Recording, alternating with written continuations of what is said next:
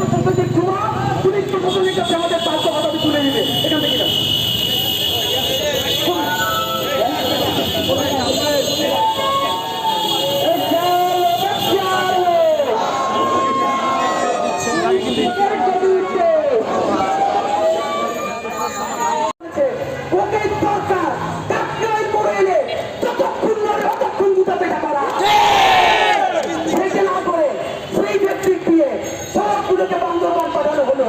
আপনাদেরকে একটা গুরুত্বপূর্ণ তথ্য জানাই।